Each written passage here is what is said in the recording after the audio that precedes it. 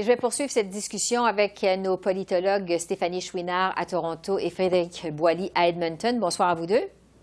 Bonsoir. Bonsoir. Justement, sur les problèmes relatifs à la langue de travail dans la fonction publique, les problèmes pour obtenir en fait des services en français, ça fait des années qu'on en parle.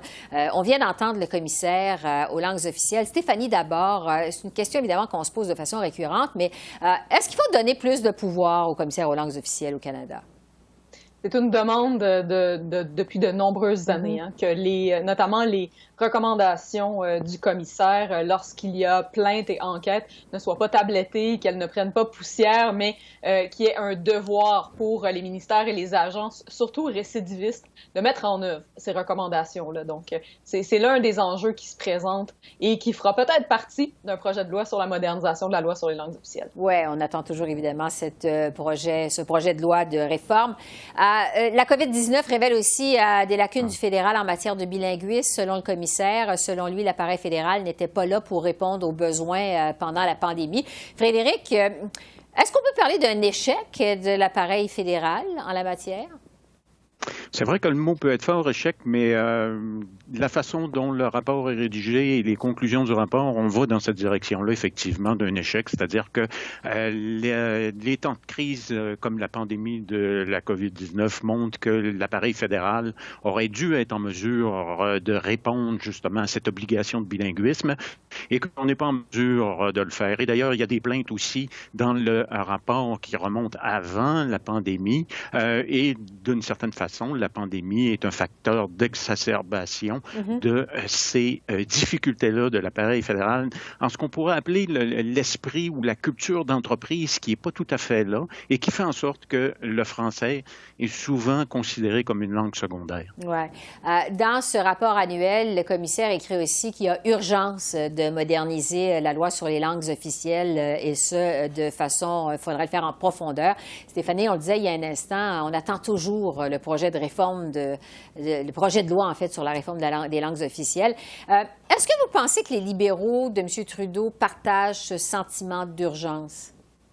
On espère qu'ils le partagent parce que ça fait depuis avant le 50e anniversaire de la loi en 2019 que le gouvernement promet d'y voir, promet de s'y mettre. On sait qu'au mois de février, la ministre responsable des langues officielles, Mélanie Joly, a présenté un plan de modernisation, mais le projet de loi en bonne et due forme se fait toujours attendre. Et même si ce projet de loi-là était déposé, disons, la semaine prochaine, là, juste avant les vacances d'été, il y a une bonne raison de croire que ce projet de loi-là pourrait mourir au feuilleton, surtout advenant la possibilité d'une élection à l'automne. Ben oui, effectivement. Et on verra la suite à ça, évidemment. Mais entre-temps, en fait, s'il y a une chose qui est certaine, c'est que le sommet sur le rapprochement des francophonies canadiennes s'amorce samedi prochain. Frédéric, je vous demanderais d'abord, à quoi on peut s'attendre de ce sommet-là? D'abord, à retisser des liens. Dans une entrevue, Mme Lebel a parlé justement là, que parfois, et par rapport particulièrement à certaines francophonies hors Québec, comme c'est le cas dans l'Ouest canadien, ça reste brumeux, j'emploie son expression. Et elle a raison d'une certaine façon. On se connaît mal entre les francophonies de l'Ouest, francophonie ontarienne et francophonie québécoise. Et donc ça, c'est un élément important là, qui doit être amené. D'abord, commencer par dissiper certaines brumes quant à ce aux connaissances qu'on a des francophonies au Canada. Et donc, de ce point de vue-là, l'initiative du gouvernement du Québec, qui fait suite aussi à d'autres initiatives qui avaient été prises par les libéraux dans le passé, est un pas dans la bonne direction, mais il va rester aussi à concrétiser tout ça. Mais commençons par faire le premier pas, le rapprochement. Bon, Stéphanie, justement, sur cette question-là qui va être débattue pendant ce sommet, sur la relation, en fait, entre le Québec et les francophones du reste du Canada, on en est où, je vous demanderais, dans cette relation? Est-ce qu'il y a eu quand même des changements, une évolution au cours des dernières années? Ce qu'il faut savoir, c'est qu'il y a souvent une évolution dans le discours entre certains gouvernements et les francophonies canadiennes. Et donc, il y a un certain mouvement cyclique, si vous me le permettez. Mais la lame de fond, elle reste la même. Et ça, c'est vrai depuis les années 70, qu'on a un gouvernement libéral, péquiste et maintenant caquiste à Québec.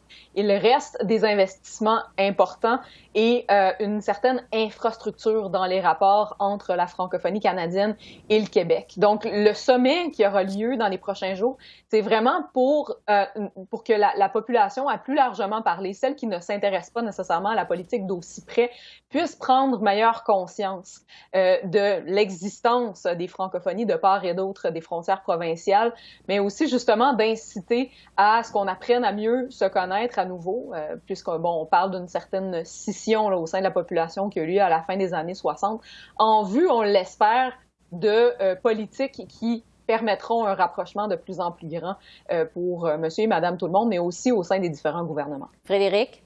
Oui, tout à fait. Je pense, c'est ce premier pas dont je parlais tout à l'heure, c'est-à-dire que il faut commencer par, disons, se connaître, mieux se connaître, suite à des années où effectivement il y a eu de la méconnaissance de part et d'autre des diverses frontières, et que dans ce contexte-là, maintenant, c'est de commencer par ce premier pas-là, mais par la suite, ça va être le défi de concrétiser par des investissements, disons, matériels et des structures qui vont perdurer dans le temps.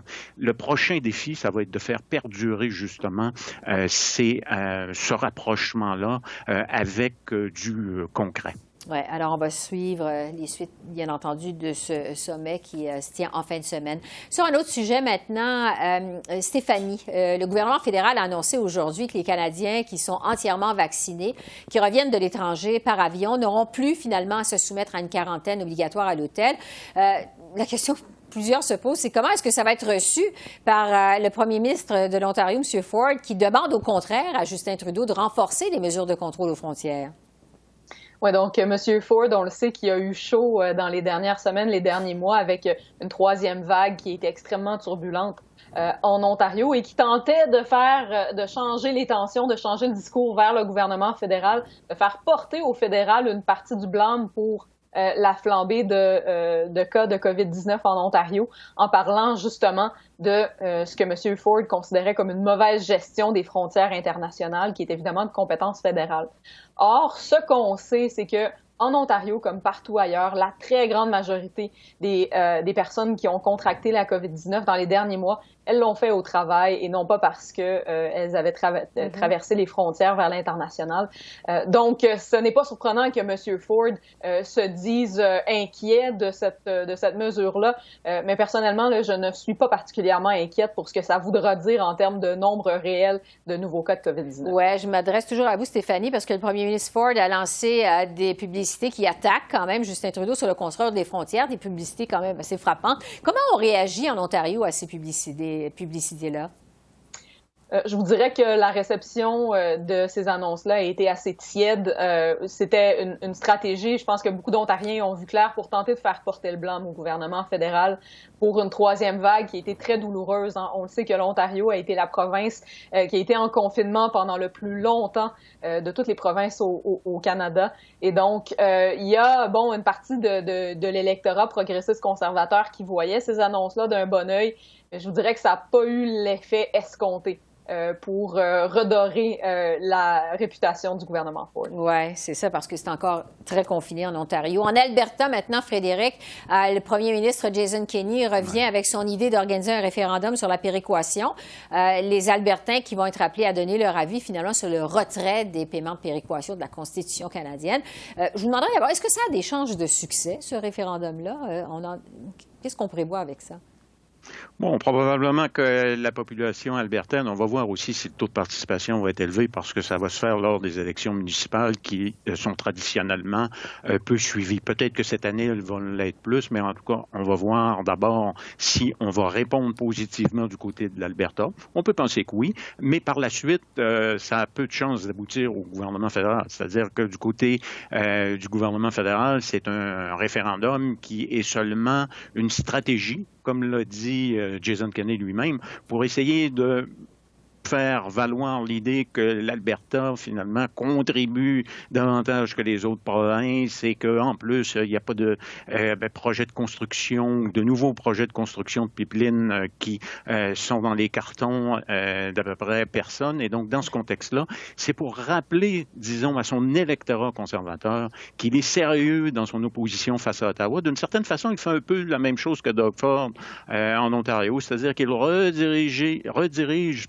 l'attention vers Ottawa et parce que notamment Jason Kenney s'est fait reprocher par ses députés conservateurs durant tout l'hiver comme quoi maintenant il avait délaissé ce cheval de bataille et qu'il était trop timide et trop mou face à Ottawa, ce qui peut surprendre lorsqu'on n'est pas de l'Alberta. Oui, c'est ça. Il faudra voir aussi si ça va contribuer à rehausser sa cote de popularité auprès des Albertains. On sait qu'il est en difficulté, notamment à cause de la gestion de la pandémie.